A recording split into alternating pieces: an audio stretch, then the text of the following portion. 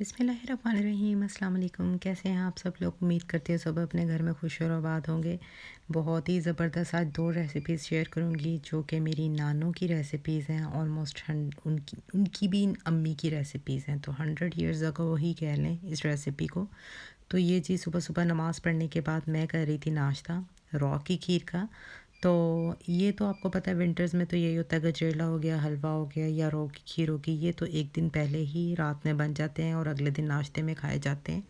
तो सुबह उठने के बाद नमाज़ पढ़ने के बाद जब मैं नाश्ता कर रही होती तो अक्सर जो है मेरी ये आदत है कि मैंने सबसे पहले अपने अकाउंट्स चेक करने होते हैं। आपको पता है मेरा अमेज़न का स्टोर है, तो मैं ज़ाहिर है उसको मेंटेन और उसको देखना सब कुछ होता है, वर्क करना होता है उस पे।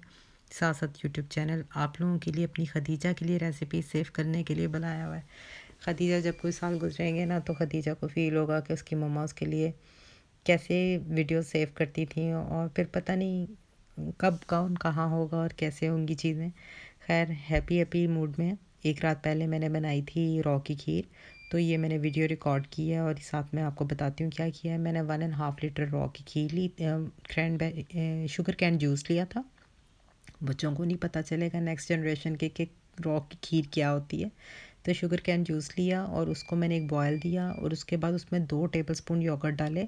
अब ये देखें आप, ऊपर सारे जो ये इसके जो गन्ने के जो जूस है ना, इसके सारे जो पार्टिकल्स वगैरह वो सारी क्लीन हो गई है। बेसिकली इसका कलर क्लीन किया है, ठीक है।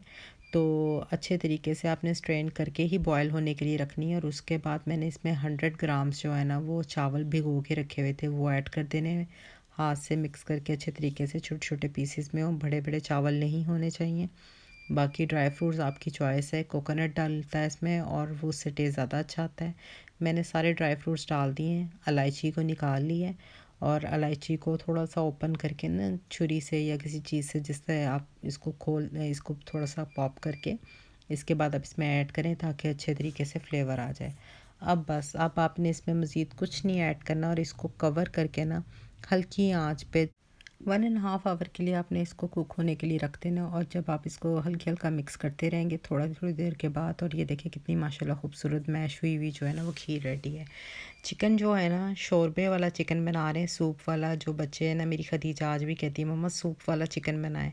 तो ये मैं बिल्कुल सिंपल इंग्रेडिएंट्स के साथ जिस तरह मेरी नानो बनाती थी ना, ये उस तरीके का बनाऊंगी। और इसका वाकई टेस्ट जो है ना वो ट्रेडिशनल, जो एक सिंपल रेसिपी, अब तो पता नहीं कितने मसाले लोग ऐड करते हैं, क्या क्या बनाते हैं, वो रवायती टेस्ट नहीं रहा। लेकिन ये बिल्कुल टेस्ट वो वाला बनेगा जिस तरह पहले बनता था। मैंने 2 अदद मीडियम प्याज ले लिए, उसमें 2 अदद टमाटर ऐड किए हैं और साथ में एक जो है ना बंच छोटी सी मैंने वो लहसुन की ऐड की है और 2 अदद अदरक का टुकड़ा मैंने इसमें ऐड करके आधा गिलास पानी डाल के इसको प्रेशर लगा दिया था। और हल्की आंच पे जाए तकरीबन ये पका है कि ताकि ना ये मसाला मैश हो जाए। अब मैंने अदरक भी निकाल लिए और गार्लिक भी निकाल लिए। गार्लिक को जो है ना छिलके से अलग करके उसकी जो जस्ट जो वो मैश हुई हुई प्यूरी टाइप होगा ना वो मैं इस मसाले में ऐड करूँगी, बाकी क्लीन हो जाएगा। इसमें मैंने 2 टेबलस्पून भर के जो है ना मैंने देसी घी के ऐड किए हैं, साथ में 2 हरी इलायची, 2 बड़ी इलायची, 4 से 5 अदद लौंग और 2 दालचीनी के जो स्टिक है ना वो वाले मैं इसमें ऐड करूँगी। मसाला भूनते जाएंगे। अब सारा जो कमाल है ना वो चिकन की भुनाई का है। इसी से भुन भुन के पूरी चिकन रेडी हो जाएगी। लेकिन आपने जो है ना इसकी भुनाई बहुत अच्छी करनी है, जितनी अच्छी भुनाई होगी उतना ही अच्छा चिकन होगा। ये देखें मैंने इसमें गार्लिक ऐड कर दी है और इसको मैं भूनती जाऊंगी। आपने इसको या तो बटर में बनाना है या आपने इसको देसी घी में बनाना है। इससे जो टेस्ट आएगा ना वो बहुत ज़बरदस्त आएगा, वो आपको ऐसे ही लगेगा कि बहुत मज़े का बना है, इंशाल्लाह बनेगा।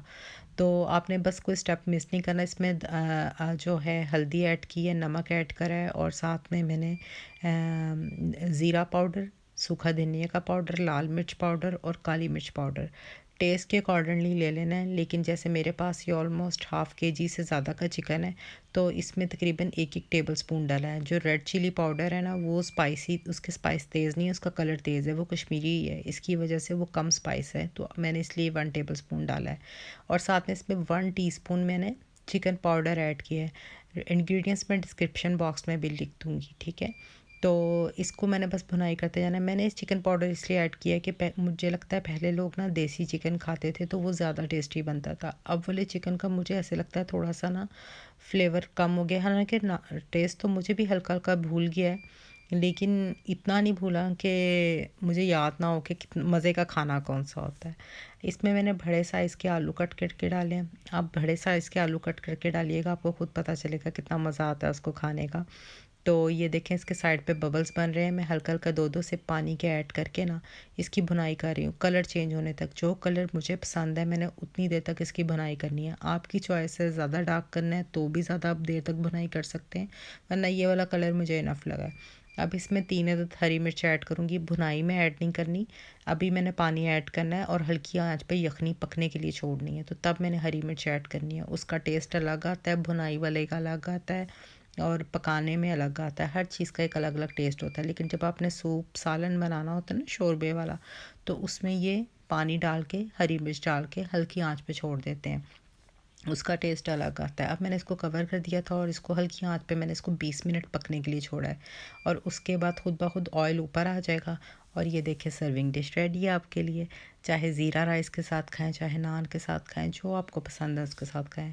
दुरूद शरीफ पढ़ते रहें, दुआओं में याद रखें। इंशाल्लाह नेक्स्ट वीडियो में आपके साथ मुलाकात होगी। अल्लाह हाफ़िज़।